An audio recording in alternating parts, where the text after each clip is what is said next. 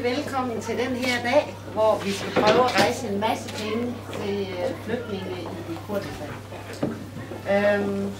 Jeg kommer fra Aarhus Sonsa-klub, og sammen med Asti, som har lovet at oversætte lidt. Hvor blev du af? Så vil jeg fortælle lidt om, hvad Sonsa er. Fordi det er jo ikke sikkert, I ved, hvad Sonsa er. Og Sonsa, det er et internationalt netværk af personer, som støtter op omkring Sonsas formål, som er at forbedre kvinders status på det juridiske, nu kommer der en lang smøre, politiske, økonomiske, uddannelses- og sundheds- og erhvervsmæssige område igennem lokale projekter og ved at give bidrag til Sonsas internationale projekter og ved at påvirke den offentlige mening i overensstemmelse med Sonsas formål. At forhindre vold mod kvinder og handel med kvinder til sex- og slavearbejde og lave et netværk for kvinder og medlemmer i forskellige erhverv. Og så er Sonsa neutral i forhold til politik og religion. Kan du sige lidt omkring det? Bilsam ve tercüme kılığına yani mutlu geçtim. Vi har forstået det På international plan er der 30.000 kvinder fordelt i 600 klubber i 67 lande. I Danmark er der 22 klubber og 600 medlemmer. Og på international plan så er nogle af de projekter, som vi støtter, det er reduktion af fødselsskader i Liberia, hvor unge piger føder og går i stykker.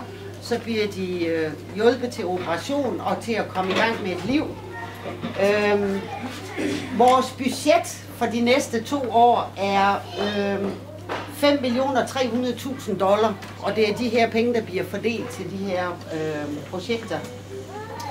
Det er forebyggelse af HIV i Rwanda, det er skoler i Vietnam med fokus på ligestilling, det er reduktion af antallet af tidlige ægteskaber i Niger, det er forhindring af vold mod kvinder i 12 lande, og så er der nogle penge, som også bliver fordelt efter forskellige behov.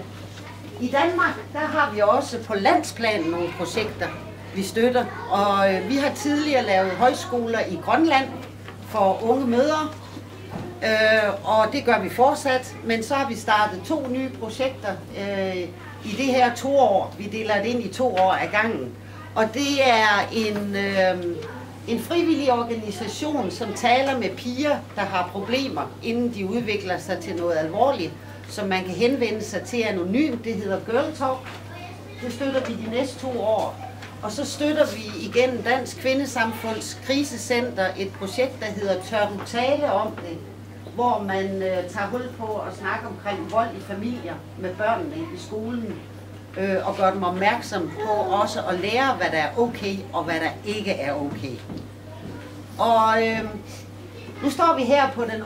marts, som er kvindernes internationale kampdag. Og man kan jo sige, den kamp er meget forskellig i hele verden. I Danmark, der har vi haft stemmeret i 100 år i år som kvinder. Der er steder i verden, hvor kvinder ikke har stemmeret. Der er stadigvæk lidt under 16% af de danske bestyrelser i private firmaer er kvinder i dem. Så der er stadigvæk noget, der mangler. Vi er 40% repræsenteret i politik. Det offentlige og det statslige og det demokratiske, der er vi rimelig pænt med. Men i det private er det stadig sådan. Så siger man, at der er et skyggetal af vold mod kvinder i Danmark på omkring 30.000. Det er dem, man ved, der er udsat for vold hver dag. Og det er på alle sociale plan. Det er ikke kun de udsatte grupper, der er udsat for det her. Så der er stadigvæk et arbejde at gøre, uanset om man er i Rwanda, Vietnam eller i Danmark. Men når man er i en flygtningelejr i Kurdistan, så tror jeg, at det vigtigste, det er at skabe en form for tryghed, fordi de fundamentale ting man har brug for, det er jo tryghed, før man overhovedet kan begynde at tænke på ligestilling og bruge sin demokratiske ret. Så derfor er vi også i Sonsa med til at støtte, og det gør vi rundt omkring i klubber også, støtte projekter, der skaber tryghed for familier. Og det har vi også støttet i Aarhus Sonsa, hvor vi er med i kvindehuset i Viby. Både med Manpower, der er nogle medlemmer af Sonsa Klub Aarhus, der hjælper med lektier, og vi donerer også nogle penge til forskellige ting i kvindehuset. Og så har vi her i det forløbende år givet 10.000 til kvinder i Nepal. Og det er 10 mikrolån, som sætter 10 kvinder i gang med at forsørge deres familier og skabe et erhverv for dem selv og få deres børn i skole. Og det er fantastisk, det lykkes så godt. Så på den måde, så arbejder vi på alle planer. Og så håber vi kan være med til i dag også at rejse nogle penge til flygtningelejre i Kurdistan, så der kan blive lidt mere at gøre med jer der. Velkommen til.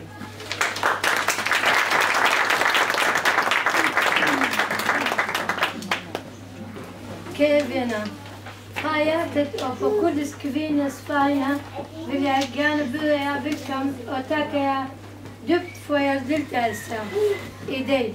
Ligeledes takker vi Sonsa Klubben for deres samarbejde med os. Jeg ved, vi alle brænder inden i er sorg og medfølelse over situationen i Kurdistan. Jeres tilstedeværelse i dag vidner om medmenneskelighed, fællesskab, for at vi kan holde ud og være tilskuer til den gruelighed, som foregår i verden i dag. Så bliver vi nødt til at komme sammen om både sorg men også trøste os i glæden.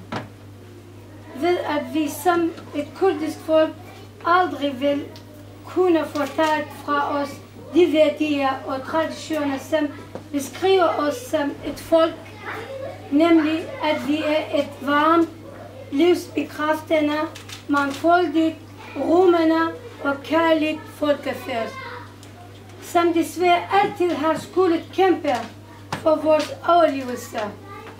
Kurdernes humanitære situation lige nu er så alvorlig, at man ikke kan lukke øjnene for den. Heldigvis får vi hjælp nu, men alt for længe har vores eget folk, Peshmerga, kæmpet kampen helt alene. Og kampen mod ISIS må ikke være kurdernes kamp alene. Det bør være hele verdens kamp. For hvis det i nuværende tid har været grund til at gribe til våben mod ondskaben, så er det nu. ISIS er vores tidens nazister, og kurderne har brug for, at hele verdens samfund aktivt handler nu, så man sikrer sig, at den grusomme historie ikke gentager sig, og et nyt folkemord ikke finder sted mere end de allerede har. Vi starter dagens program med 1 minuts stilhed for ofrene, for kurdernes ofre og for irakernes ofre og Syriens ofre. Tak skal du have. 1 minut.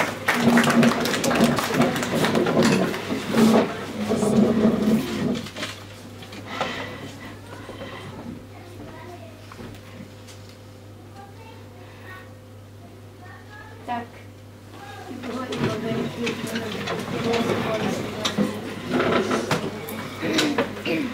Og vi starter vores program med fællesspisning, og jeg vil takke vores aktive kvinder,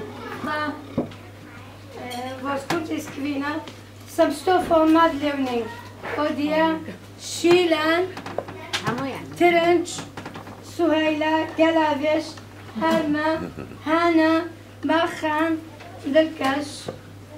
Og jeg har lavet biryani hollandier, Tirenç, Shilan, Suhayla, Bakhan, Rızgar og Ashti. Salat hol og Galavesh. Ja, salathål Amina, som må desværre ikke har afbrudt på grund af sådan en besøg. Amina Hangav og Halma. Og Tzatziki Hol, det er Sheila Ilham Chavan. Tak for jeres kæmpe arbejde.